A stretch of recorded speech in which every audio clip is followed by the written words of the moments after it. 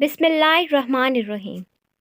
دیر لگے گی مگر صحیح ہوگا، تمہیں جو چاہیے نا وہی ہوگا۔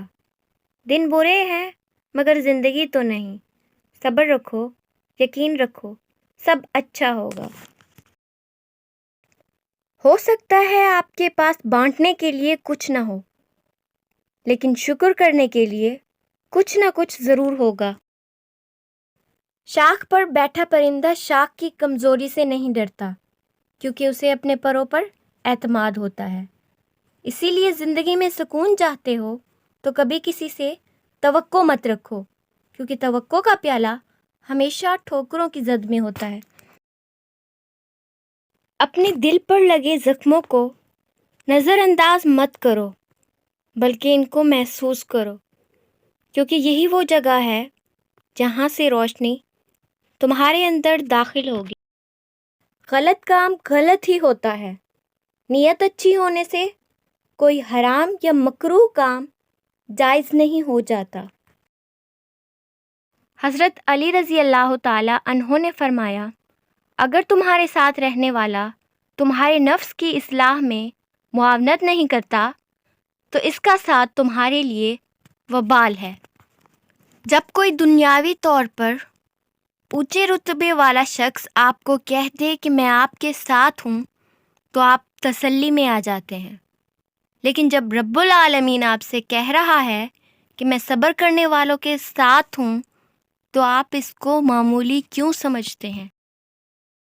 وہ سب یوسف علیہ السلام کو کنویں کی گہرائی میں پھینکنے پر راضی ہو گئے، لیکن اللہ نے انہیں تخت پر بلند کیا۔ اسی لیے یاد رکھیں، ہوتا وہی ہے جو اللہ چاہتا ہے، لہٰذا اس کی مخلوق سے مت ڈریں۔ ریس میں جیتنے والا گھوڑا نہیں جانتا کہ کامیابی کیا ہوتی ہے، وہ دوڑتا ہے تو صرف اپنے مالک سے ملنے والی تکلیف کی وجہ سے۔ تو آپ کبھی بھی اپنے آپ کو تکلیف میں پاؤ تو سمجھ جانا کہ تمہارا خدا چاہتا ہے کہ تمہاری جیت ہو۔ درخت جتنا اونچا ہوگا اس کا سایہ اتنا ہی چھوٹا ہوگا، اس لیے اونچا بننے کی بجائے بڑا بننے کی کوشش کریں۔ ایک پھول والے کی دکان پر کیا خوبصورت جملہ لکھا تھا، انسان کو ہر قدم پر جیت چاہیے، مگر لوگ میرے پاس آ کر ہار مانگتے ہیں۔ جو لوگ طاقت رکھتے ہوئے بھی کچھ نہ کریں سوائے صبر کے، ان سے زیادہ خطرناک انسان کوئی نہیں۔ وہ اپنے صبر سے ہی سامنے والے کی دنیا اور آخرت خراب کروا دیتے ہیں۔ بے شک اللہ کی لاٹھی بے آواز ہے۔ بھلے ہی ہم کسی کے دل میں جھانک نہیں سکتے، یہ جان نہیں سکتے کہ کون ہمارے ساتھ کتنا مخلص ہے، لیکن وقت اور رویے جلدی یہ احساس دلا دیتے ہیں۔ چراغ فکر یقیناً بجھا کے سوتے ہیں، مگر نصیب کی شمع جلا کے سوتے ہیں۔ وہ روز خواب میں جنت کو دیکھتے ہوں گے جو اپنی ماں کے پاؤں دبا کے سوتے ہیں۔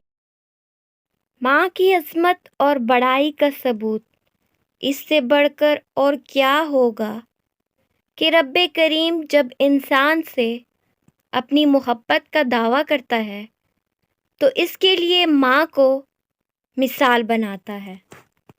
ماں سے بڑھ کر کوئی نام کیا ہوگا، اس نام کا ہم سے احترام کیا ہوگا۔ جس کے پیروں کے نیچے جنت ہے اس کے سر کا مقام کیا ہوگا۔ پیارے نبی صلی اللہ علیہ وسلم نے فرمایا، ماں کا حق ادا کرتے رہو، قسم ہے اللہ کی اگر تم اپنا گوشت کاٹ کر اسے دے ڈالو جب بھی اس کا چوتھائی حق ادا نہ کر سکو گے۔ باپ سے بھی ملتی ہیں تو اجازت لے کر، بیٹیاں جب رخصت ہو جائیں تو حقدار بدل دیتی ہیں۔ جو والد کی قدر کرتا ہے وہ کبھی غریب نہیں ہوتا، اور جو ماں کی قدر کرتا ہے وہ کبھی بد نصیب نہیں ہوتا۔